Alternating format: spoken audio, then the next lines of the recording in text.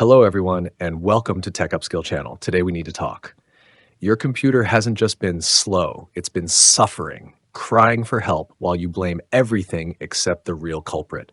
You restart it, threaten it, maybe even consider replacing it, but the truth is darker than you think. Chrome, Brave, Edge, even Microsoft Teams. These apps feast on your RAM like they own it, draining your PC until it can barely breathe. You want to confront your machine? Fine, here's a brand new Agal. Still sealed. Teach it a lesson if you must. But before you swing, let's talk about the real reason.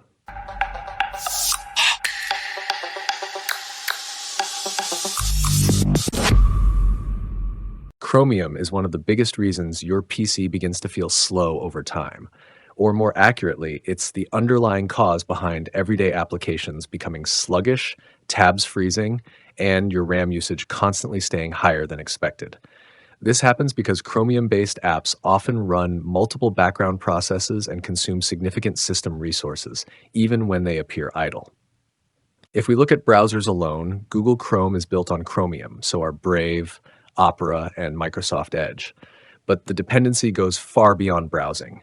Many applications that seem completely unrelated rely on Chromium in the background. Discord uses it. Steam's interface and storefront run on it. The Epic Games Launcher, Battle.net, and even development tools like Visual Studio Code are built with Chromium components.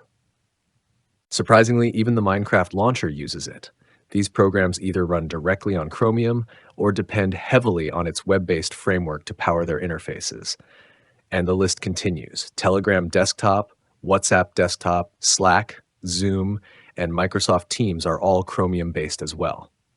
What looks like a simple application is often powered by an entire miniature browser engine behind the scenes. This widespread use of Chromium is convenient for developers, but it adds up on your system.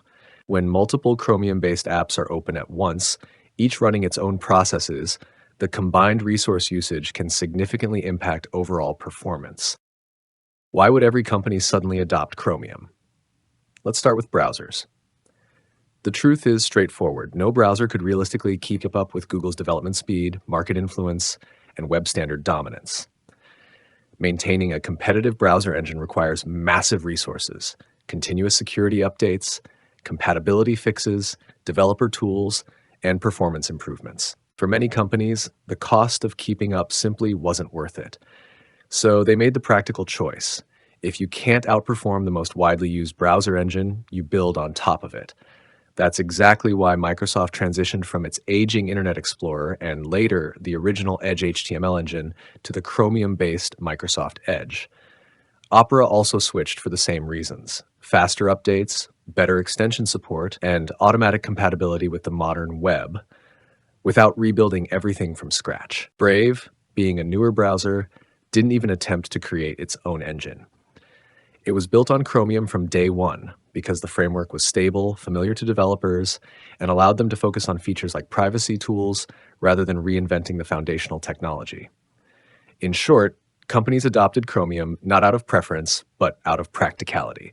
It offered speed, compatibility, and reduced development burden, making it the most efficient option in a rapidly evolving web ecosystem. But what about the apps you rely on to play Elden Ring, chat with friends on Discord, or vent after getting defeated by a boss? For these applications, the reason is convenience and efficiency. Chromium is compatible with Windows, macOS, and Linux, which makes it an appealing solution for developers. Instead of building a separate native app for each operating system, they can develop the interface once, essentially as a web application, then wrap it inside a Chromium shell. This instantly transforms it into a cross-platform desktop program. This approach significantly reduces development time and long-term maintenance costs. Companies don't have to manage 3 different code bases or rebuild their UI for every platform. They focus on one version, and Chromium takes care of making it run across all major systems. In short, it's a practical, cost-effective strategy. One app, 3 platforms, minimal extra work for developers. But this approach comes with a cost for you. When you open 3 tabs in Chrome, YouTube, WhatsApp Web, and Instagram, you expect your browser to run all of them. That makes sense because they're all websites sharing the same underlying engine. Now compare that to what happens with desktop apps. You open Steam to launch a game, and Steam quietly starts its own full Chromium instance. You open Discord to chat with friends, and Discord starts another separate Chromium instance. Your game launcher might be sitting in the background, but it too relies on its own Chromium engine to render the interface. So instead of sharing one efficient browser engine, each application runs its own isolated version. Suddenly, you're not running 3 apps. You're running 3 full browsers in the background, each consuming memory, each spawning multiple processes, and none of them sharing resources with each other. This duplication is what leads to high RAM usage and sluggish performance, even on systems that should be more than capable of handling everyday tasks. Most of us have Discord open, Steam running, and a browser with multiple tabs all at the same time. When each of these applications relies on its own Chromium engine, the combined effect puts a heavy load on your system memory. This isn't just a mild inconvenience, it leads to consistently high RAM usage and slower performance across the board. Optimization in many of these apps isn't particularly strong either. Most Chromium-based programs are not designed with resource efficiency as the top priority. They prioritize convenience, rapid development, and consistent cross-platform behavior. As a result, they often consume far more memory than a traditional native application would. With RAM prices increasing and the rapid growth of the AI era, hardware demand is rising across the entire tech industry.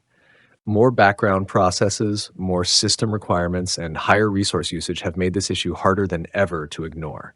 Everything is being built on Chromium because it's the fastest and cheapest approach for companies. But there's a trade-off. Native apps, those designed specifically for your operating system, are becoming less common. Interfaces that once ran on lightweight native code are increasingly replaced with web technologies wrapped in a Chromium shell. If the trend continues, we may reach a point where almost every desktop application is essentially a website disguised as an app, carrying the same overhead and limitations that come with that design choice. You might think, but Chromium is open source, isn't that good? Doesn't the community help maintain it? Yes and no. Chromium is open source in theory, but Google controls it in practice. Almost all code reviews and approvals, typically between 95% and 100%, come from Google employees. If Google disagrees with the proposed change, it simply won't be merged. And when independent developers contribute something valuable, Google often hires them directly. So while the project remains open, every major direction, feature, and decision ultimately goes through Google. Chromium is one of the largest and most complex software projects ever created. It was designed to be a full-featured browser, capable of handling millions of websites, extensions, and background processes simultaneously. That scale makes it inherently resource-heavy. Using something this massive just to run a relatively simple desktop app, like Discord or the Minecraft launcher, is like using a semi-truck to deliver a single envelope. It works, and it's convenient for developers, but it comes at a cost. Your RAM is taxed, your CPU works harder, and overall performance takes a hit.